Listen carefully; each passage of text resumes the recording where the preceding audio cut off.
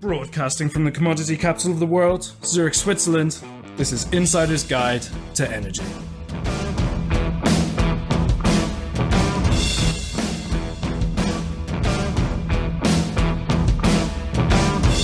This edition to Insider's Guide to Energy is brought to you by Fidectis.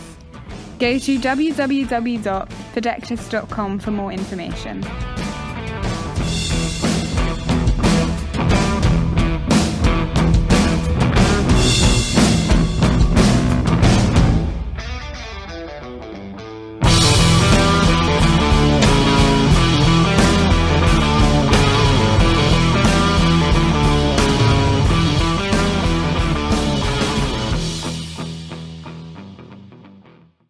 Welcome to Insider's Guide to Energy. I'm your host, Chris Sass, and we are starting off 2023 with a really exciting interview.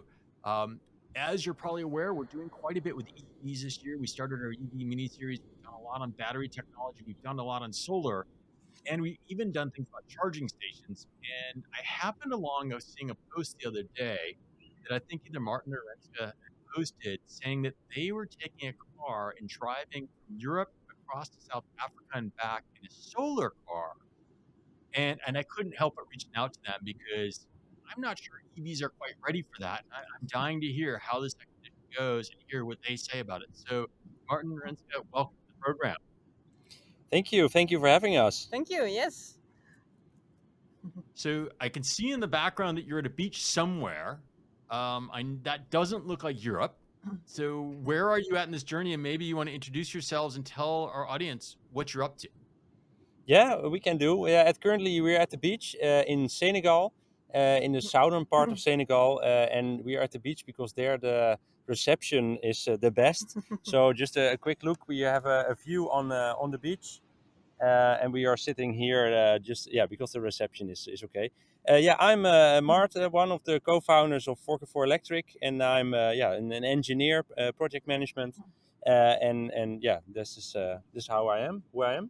Yeah, my name is Renske. I'm normally a consultant for SMEs in the Netherlands to help them become more sustainable, but also more innovative. And I think 1.5 years ago, we started up with this idea of a new way of travel, but then completely sustainable. And in the end, it all worked out, and we are now 2 months in, and all is going quite good. So that's it's very nice. And so you started in the Netherlands and you're driving to South Africa. This is the plan? Yeah, so what our plan is basically to drive an electric car from the Netherlands to South Africa and back. So we go south via the west coast and we go north via the east coast. So all around South Africa, approximately 40,000 kilometers. What we are driving with a Skoda Enyaq, just a stock electric car, Skoda Enyaq IV80. And so how do you charge the car? Yeah, so that's the most. I can't imagine there's charging stations along the way. It's hard enough here in Europe to find a charger maybe when I'm driving somewhere. We had some charging stations in Morocco, but then it's done. They are not there anymore. And our idea was to become more self-sufficient. So we have 60 square meters of solar panels in our car. They are very thin and flexible, so it's still some weight, but it's doable. And we put them out of the car on a day when we rest, and then we charge a day, and then we can drive a day again. So it's a way of slow travel, but it's completely self-sufficient. And we have been traveling now for a month completely on solar, and it's going quite well. So you have a solar array, you have panels that you spread out. Do you find a hill that's facing the right way, or how do you get your panels to be the most effective when you're doing this? Well, good question. What we see is that we see ourselves a little bit as like solar farmers. And what we see is that, well, like the closer to the equator we get at the moment, the more flat we can put our solar panels, because then the sun is just going like almost like high up in the sky. In Morocco, it was already down, and now it's already more high up. So we are looking for hills that are a little bit to the sun, but what we encounter is that the more on an angle we find a hill, the more difficult it for us is to put our solar panels, because they're sliding down, or it's more an effort for us to put them in the field. So what we see is that if we put them now flat on the ground, we already can getting quite some yield for our car, to charge our car. And then, so is this something that you have sponsors that are helping you do, or is this? I mean, obviously you're personally passionate about it. We had a very brief pre-conversation getting you guys on the call. Is there sponsors that are saying, "Hey, go do this," that are helping you take as much time as it's going to take to travel like this? Yeah, so we have been preparing this expedition for a year, and finding these partners to make it possible, that was the biggest challenge actually. Because we had the idea, but we didn't have the capability to make it all ourselves. So it's a new technique to charge a car directly with solar panels that has not been done before. Normally there's always a separate battery in between, and we charge directly from the solar panels DC into the car, so we don't go to AC. And this technique was completely new, so we needed companies that would help us make it happen, make it possible. And as well as of course, it's innovative, so that's always a bit more pricey, so otherwise it wouldn't also be possible for us to finance it all. But luckily we found them. It was a challenge, but in the end it all worked out. And so you left Europe. Did you go by ship, or was there sustainable transport across water for you? That's a fair question. So what we did, we left the Netherlands in November, beginning of November, and it was already quite cold. So we decided already quite in the beginning of our expedition to drive through Europe with fast charging. And that was also like to show that even with the car we have, so with like a heavyweight, totally not aerodynamic, we have a rooftop tent, rooftop box, and we have like a really like tires, like a rough tire, so with a lot of grip. And we consume quite some energy. So we want to show that even with this kind of car, you can travel really fast through Europe. And that's how we do it, how we did it in Europe. Yeah, but we did need to take a boat, and of Yes. course that's not the most sustainable way to do so. So we want to try to not take a boat back to Europe, so travel overland. But we'll have to see if it's doable with all the countries. We will have to cross via the east of Europe. So we will see. It takes a while until we will be there. But yeah, that's also a challenge on a different level. What has the response been when you show up with a car in maybe markets that aren't like Europe? We're used to seeing EVs. US sees EVs everywhere. What's the response in Africa as you're driving around with this car and pulling out these solar panels? What are the locals thinking of you? Well, the funny thing is that our car is yellow, as you have seen on the pictures, and we have a rooftop tent, rooftop box. So when we just first approach, then there's so much to see that people normally don't see. It's an electric car because it's just too much information. But at customs, so at borders and so on, then people are asking a little bit more, and then they see electric car. But the funny thing is, they want to see under the hood, and under the hood in our Skoda Enyaq is not like, you don't see a lot of difference, because there's quite some technique and air conditioning and that kind of stuff. So we have like two encounters that we are like driving behind people in busy cities, and they just were scared of us when they looked around, because they didn't know there was a car behind them, because usually they hear like a car coming. But overall, they understand it. They see that this is the future, and as well with putting our solar panels out in the field, that people are coming to us. We explain what we are doing, and they, like, almost everybody understands that this is the future. It's quite inspiring that even in Africa, where there is less money to invest in sustainability, that they also see that there's like a future in sustainability. Yes, but they are quite surprised that it's already that far. So to see a car charge itself with a few solar panels next to it, it kind of blows their mind. So it takes a while for them to get used to the idea that it's even an option. Yeah. So I mean, many folks have range anxiety with EVs. You got kind of a boxy SUV type vehicle from what I could see in the picture. Um, how are the days going, and how is it? I mean, normal people have range anxiety. I mean, I know you've got solar panels. Um, are you watching the forecasts? Are you downloading on your phone weather, cloudy days, rainy days, things like that, or Yeah. how's the range affecting your day to day?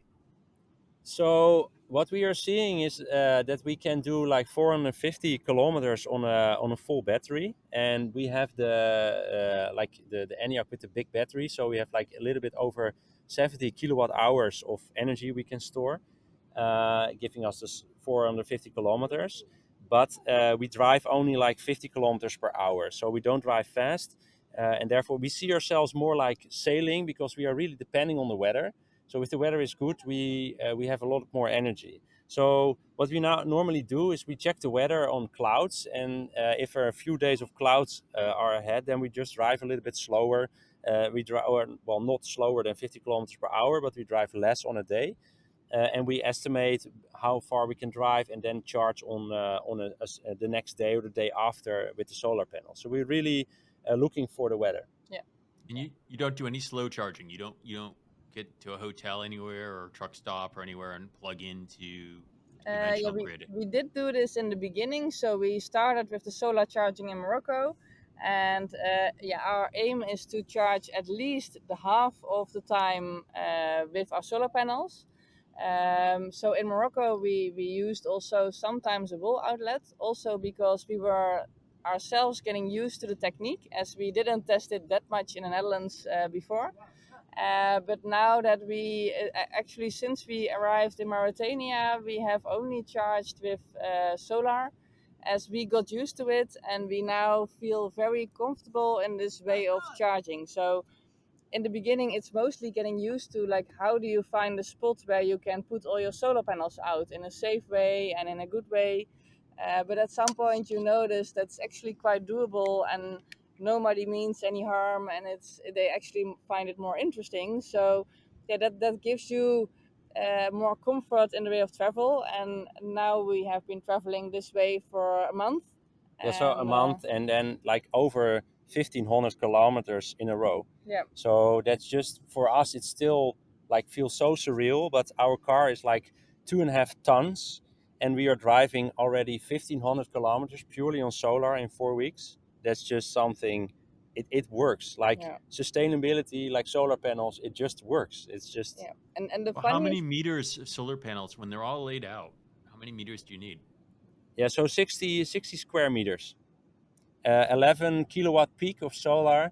And what we normally now doing on a day, on a good day, we do like a little bit over 40 kilowatt hours we can generate of energy.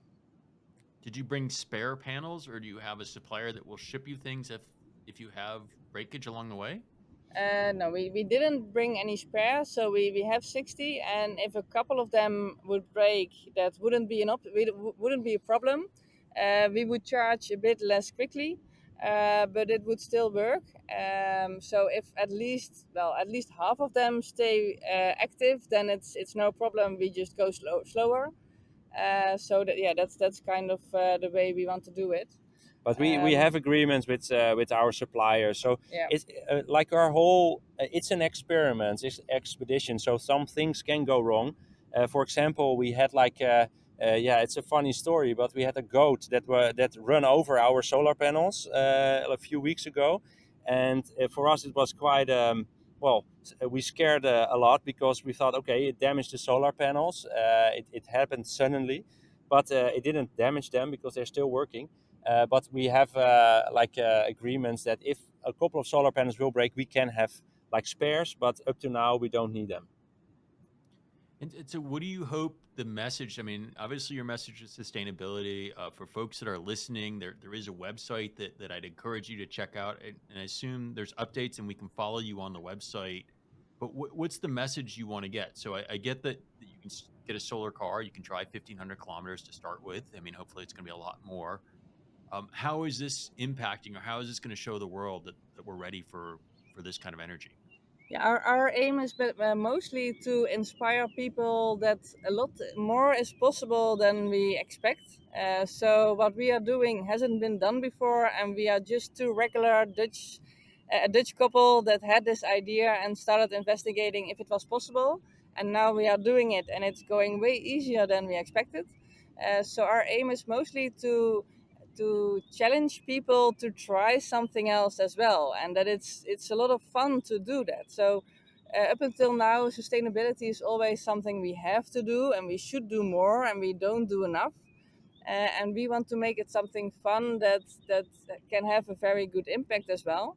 Yeah, and in addition, we're gonna visit all kind of sustainable initiatives in Africa, and we're gonna gather their story, and we want to share their story, what is already happening in Africa. So we already visit 3 initiatives in Africa. For example, one is like a small village that is completely off grid, but completely on solar energy and batteries. So it doesn't use any fuel or whatsoever to power the village on electricity. And we want to gather those stories and inspire people all over the world that like sustainable is like a fun thing and it's like really the future for mankind, so to say. So are you also, I mean, we're talking on a MiFi device that you charged up before our call based on your text earlier in the day. So what other electronics? Are you heating water, solar? Are you doing everything off the grid during this trip, or is the vehicle the main point? Yeah, it's a good question. So actually, indeed, we do everything on solar. So the 60 square meters of panels, those we use solely for charging the car. But all the rest we do with panels on top of the car. So on the hood, on the rooftop tent, and on the box, we have also panels to charge also while we are driving. And it's a separate battery, and that battery we use to cook induction, to purify water that we filter ourselves to drink. But also, this laptop is charged with the solar panels. So everything we do is solar based, and it feels very good, I have to say. Now, are you tracking this? Do you have a satellite link that's tracking you guys when you're going along? Yeah, so we have another thing. What we do in our expedition is that we share a lot of information about electric driving. So we have 2 different devices in our car that are collecting a lot of information from our car. So just how much energy we generate with the solar panels, but also how much energy our car is consuming, but also how much energy we regenerate while driving, going down a hill, but also on like different roads. For example, like the roads here in Senegal, they are not that good, so you have a lot of holes. So constantly you have to accelerate and then decelerate and accelerate, decelerate. And what we see already is that our electric car doesn't use way more energy compared to fuel cars. Fuel cars constantly has to accelerate and decelerate on the brakes and not on like regenerate the energy. So in this way, we share that. So we collect a lot of information, and we also have like a satellite device in our car that is like pushing our our position constantly, and that's shown on our website with 3 days delay. To be honest, also for our safety. But on our website, a lot of this information can be found. So why don't you share your website for the audience? We'll put it in the show notes as well, but if you want to say it, that'd probably Yeah, be of helpful. course. You can find us on 4x4electric.com. And that's also how you can find us on most social media. So on social media, we share more the daily updates on how it's going, where Twitter is more scientific, and Insta is more the pictures and the adventures that we have. Like a couple of days ago, we were stuck in the mud, Like and really stuck. really stuck. And also there, an electric car works different than a fossil car. So there we share as well the stories on how we solve it. And so we try to take people as much along with us on this expedition as we can. So how many followers have you got these days with this adventure going on? Well, at the moment, it's we are close to 5,000 followers on the different social media channels. But we are still quite surprised that what we are doing is quite exceptional, in our opinion, of course. But that we're traveling over a month now just purely on solar, that's something that, yeah, for us, it still feels really crazy. So I hope we can inspire way more people in the future if people listen to this podcast and see that what we are doing, and hopefully we can inspire other people too to, yeah, don't follow exactly what we are doing, but just start their own journey or own expedition in sustainability. Well, it's interesting because I've always thought you couldn't get enough just charging reasonably with your car from solar panels without having to put a big solar array in or a big farm. It seems that if you can take it and pack it with you, that someone in a remote area could have electric vehicle if they planned carefully, right? If they didn't have to have their car every day or as much mileage as some might, which is kind of interesting. That's eye opening to me. I mean, I think the issues that we've dealt with electric vehicles are the infrastructure. You know, are people there ready? You know, like I said, people have range anxiety. When you looked for a vehicle for this trip, how much of it was a function of the range and the battery capability, or how much was it a function of who helped sponsor and help you get there? Like, did you spend a lot of time worrying about the vehicle that had the longest range, or what attributes were you looking for? That's a good question, and the question is quite difficult to answer, like in a briefly, but I will give it a try. So what our thought was that we needed like a brand that is quite common. So also on the spare part level, we know that in Africa there are not many electric cars, and they're not sold here in Africa, or not that much. So like a lot of garages here, they don't know electric cars, so that's not what we're aiming for. But if something breaks and there's a good spare part network in Africa, then we need a brand that has that spare part network. So in the end, we went to the Volkswagen group, so to say, and in the end, we needed a big car for all our stuff. So we had the ID4 and the Skoda Enyaq in our, yeah, as our first choice. And in the end, the Skoda Enyaq was more what we liked. It's yeah, we like it more as a car, how it looks. And in the end, yeah, so we went for the Skoda Enyaq because of the space, and we explicitly choose for the, like, with the big battery, so we have quite some range. And then, yeah, with the range anxiety, we can charge the car a lot and then still drive over 400 kilometers. So what have you learned so far? So you're well into this. You're probably getting into a routine by this point. What what what didn't you expect, or what have you learned that's different than a year and a half ago when this was all in your mind? Well, I think mostly that, as you said, like if you have this idea, you would expect it would be very challenging as it hasn't been done before.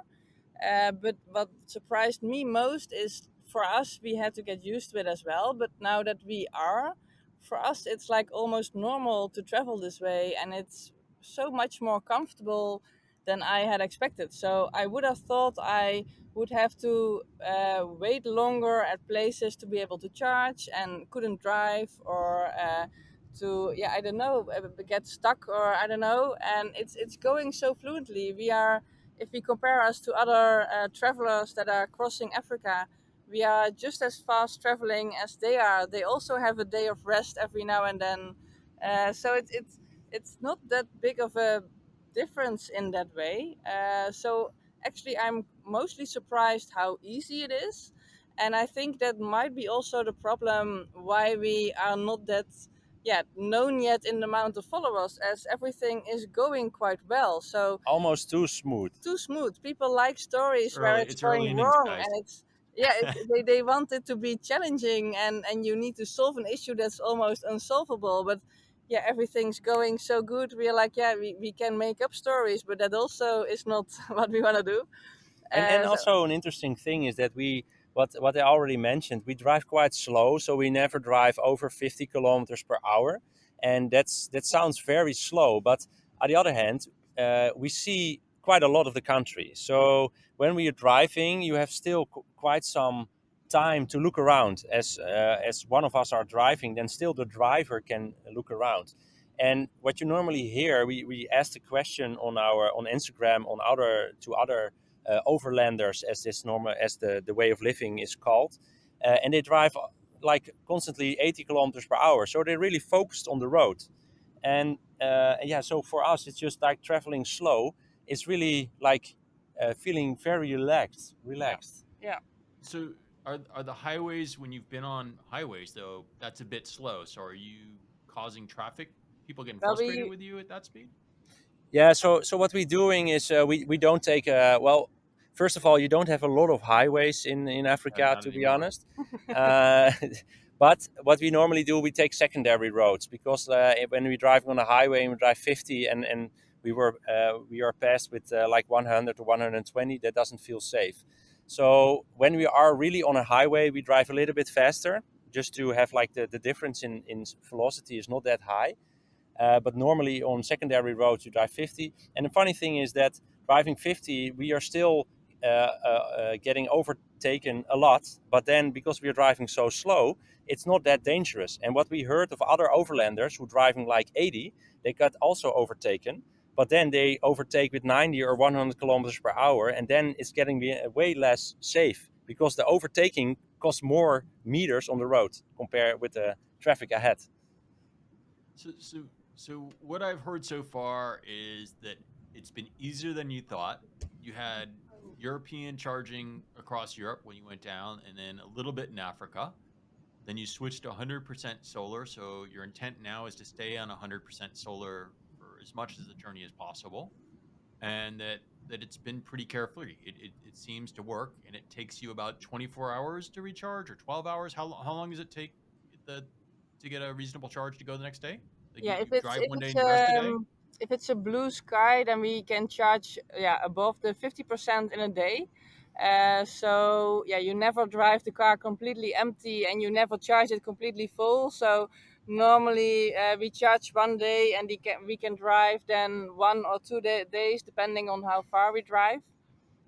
So that's yeah, most Like regular. on a good day, like what you normally have here in Africa with blue skies, a full day of charging gives us like roughly 230, 250 kilometers of range.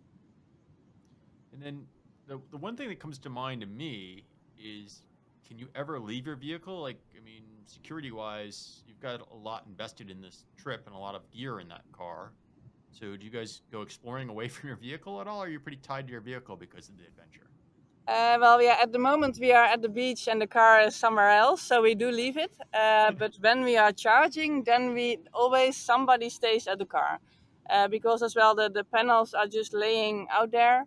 And yeah, you want to be there if like a goat or a human is there and he doesn't know what it is, that you can make sure it's all done well. Or a dromedary. We A had like dromedary quite as some well. Yeah, dromedary close to our solar panels. yeah.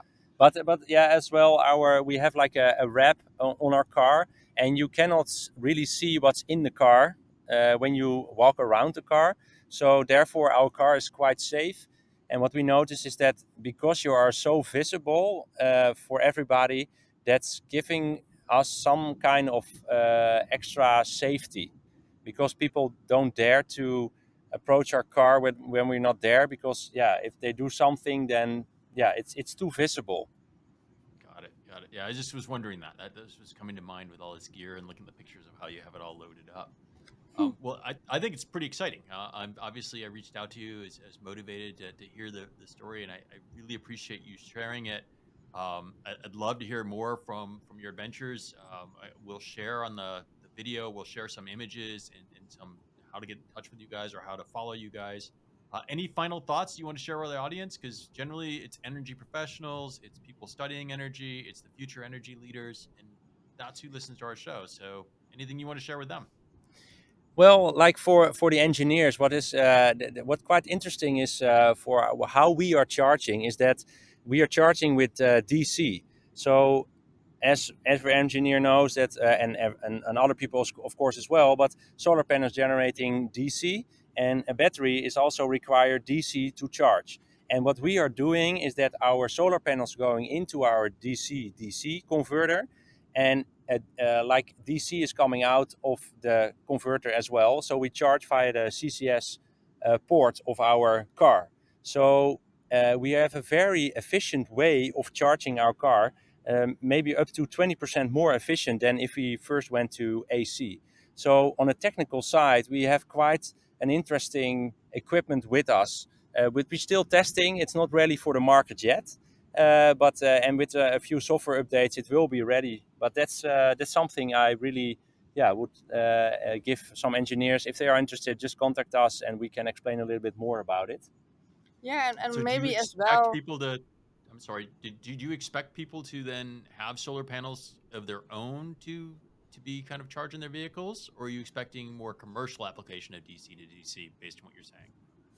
Well, I think I see more like the commercial options for this. So what you normally see nowadays is that like big solar fields are they're like on the top of like generating the energy on like 12 or 1 in the afternoon. Then the grid cannot accept all the energy, so it cuts down. And then what you now they see is that it will store it into batteries. But then the batteries first normally go to AC and then back to DC to charge the batteries. But then you lose quite some energy. So what we're seeing is that this could be a solution that is used for more commercial solutions and less for like the consumers. So yeah, that. And Renske, I'm sorry, I cut you off. You were going to add something or say something? Yeah, another thing that maybe would be interesting is that, as Maarten said, we are gathering a lot of data out of the car, as well as how we drive, what parameters have an impact on the range, for example, of the car. Like if we go uphill, it descends quite quickly, and if we have headwind as well. So we measure a lot of data. But we are always looking for questions people have with the data is not something as long as you use it in the right way and you make interesting combinations. So if people have questions about it, then we would happily hear from them to see if we can answer those as well. And so one thing that would come to mind, you're in very warm climate and you get these kind of ranges. If you were doing an Arctic expedition or if you were in Sweden or something in the winter, what kind of range would you expect from the same setup? I think the range would be quite less, but there is a but. So what I explain to people is that when you're like commuting with your car, then you don't use like the ski box or the rooftop tent on your car because you don't need it. So we are driving with a car that's not like made, or like not, the setup is not made for just commuting on a daily basis. So therefore it's difficult to say, because we will not use these tires in Europe. If we use other tires, our range will probably like maybe 15 or 20% even more than what we now have. But what we see is that we can drive now roads that we would not able to do with like standard roads. So it's difficult to explain that black and white and say what it will do in Europe, because we will use a different configuration. Yeah. Got it. Well, cool. I want to thank you both for making the time to share with our audience. It's been fantastic. I wish you well. It's an exciting journey. So thank you for sharing with us. Yeah, thank you for having us. And if there are any questions of people are listening, just contact us via the different social media channels. We are happy to answer any questions. And Happy New Year. For our audience, you've enjoyed another episode of Insider's Guide to Energy. We look forward to speaking to you again next week. Please, if you like this episode, follow, subscribe, follow them on their website, follow them on social media, and don't forget to comment. We'll talk to you again next week. Bye-bye.